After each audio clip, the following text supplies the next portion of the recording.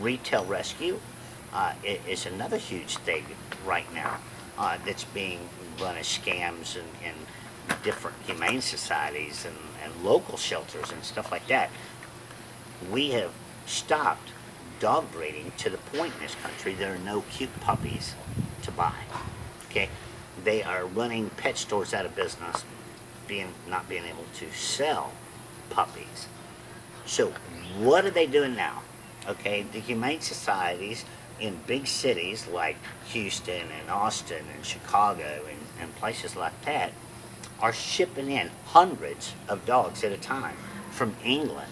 And I'm talking about German Shepherds and all kinds of dogs. And they're taking them to auctions and selling them to different humane societies for 30, 40, 50 bucks a piece. And then they take them and put them in their city shelters for $300-400 adoption fee. And it's called retail rescue. And it's because we in America have screwed up a simple system of taking care of unwanted animals to the point that they're buying them in order to adopt them out. And that is what we have to expose, and that's what we have to get our politicians to understand. I can go on about this shit all day long. This is the craziest industry I've ever seen in my life. Yeah, I didn't know they did all that.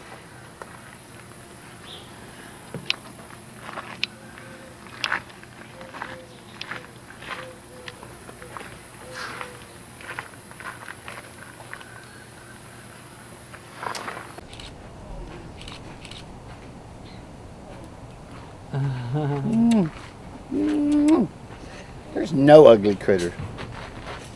Definitely some cute kid. This is the coolest animal, dude. What's so Who cool got you? about him? Yeah, it's right here. That one? Yeah. Why you like this so much? You know, the cool thing about animals like this is people just consider them rodents, you know, and roadkill and no big deal. Yeah. Nothing like that. And we stop by in the middle of the summertime. Every time you see one hit on the road, and inside their pouch right here, if you open their pouch along the side of the road, you can save all the babies. Really? Yeah. Aww. So this is where little Ursula come from, huh? Oh, that's cute. Alright, I got it. Okay. Put it in your face. She got my lip. Okay. Fantastic job so far. Next question is there anything you would like changed that can promote the direction we should be moving towards? And you kind of already touched on that, but You know, if I could see one thing change that would promote the direction that this animal rights agenda and the animal welfare combating moves toward, would be the actual laws in place, you know, that make you responsible for the money that you raise, for the money you spend on the care of animals. And if we just passed a law that if you are going to be nonprofit and you're going to suck millions of dollars out of the economy, and I'm talking, you know, the worst thing that I see is old people that live on a Social Security income, that love animals, are giving up $19.99 a month and $25 a month to mail in because they believe that money is going to take care of animals. That's as bad in my eyes as you paying in every paycheck for Social Security and the government stealing your Social Security fund that should belong to you. So let's just pass one law that says that 80% of what you raise has to go to feed, caging, care, and adoption of the animals that you raise. Or better yet, let's just pass a few laws or one law across the entire United States that says if you're an animal rights organization and you are not based in a state, let's say the Humane Society of the United States is not based in Oklahoma, every dime that they raise in the state of Oklahoma must be spent on animals in Oklahoma, okay? And let's take that one step further, and if you are an animal rights organization based in Oklahoma, and you raise money inside or outside of Oklahoma, none of that money can be used for political reasons. It all has to be spent on the care and the welfare of animals. And I think you would see a solution, a very simple solution, if we just put a little restraint on the people raising money, tax-free, that they cannot use that for any political reasons. And I mean, even as far as writing paychecks and those people getting paychecks, writing checks to those political campaigns. It all needs to be stopped.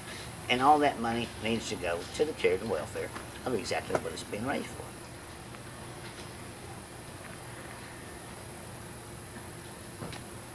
So what are the possible, it's the same idea. Okay, hold on a second. You were just talking about possible solutions, right? Yep, that Okay. is the best And- solution in the world. Okay, so final question would be, if we do nothing, what would eventually happen? What would you predict the future would be for these animals? Okay, well, if we sit back and do nothing, here's what's going to happen. Because you can look online and you can see some of the sporadic posts that are out there. Just a couple months ago, all you see on Yahoo News is there's too many tigers in America. Too many tigers in America.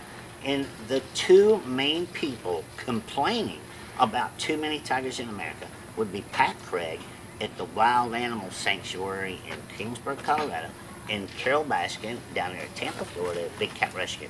And what did they do? They both ship in tigers from other countries. Carol just shipped one in from Peru because it made a big headline story and you could raise money off of it. Okay, and in a year they'll find a reason to euthanize it because the money train's wore out. Pat Craig out in Colorado just ships in 30 lions, okay, from a circus out of the country. If we have, and this should prove so much to the American people, if we have a tiger problem in America, why the hell are we shipping in more tigers? And that's coming from two of the biggest hypocrites in this industry. So what's going to happen if we do nothing? We're losing, and I'm just going to use tigers for an example, okay? And then, and the same thing will go to dogs and cats and other animals. But we are losing 74 tigers a month in the wild, okay? And they're estimated to be extinct in the next 10 years. If that happens and we get rid of all of the tigers in captivity, they're going to be extinct. They're not going to be on this planet anymore. Captive conservation and animal welfare is the only way that we're going to save some of these species in captivity. And what's going to happen if we continue to do nothing? The animal rights organizations are going to get richer, the public's going to get poorer, and the animals are going to suffer even more. More animals are going to be euthanized, more animals are going to be homeless because $500 million a year is being spent on jets, mansions, parties, entertainment, advertisement, instead of animal welfare. And it's got to be stopped, and it's got to be stopped now. And the only reason I see that, and the only way I see that happening, is if enough politicians quit taking that exact same money from lobbyists and from dirty animal rights organizations. Because as long as our politicians are taking that laundered money, they should be held to the same damn crime as the people that are laundering that money. And it's all got to stop. And that is what I'm fighting.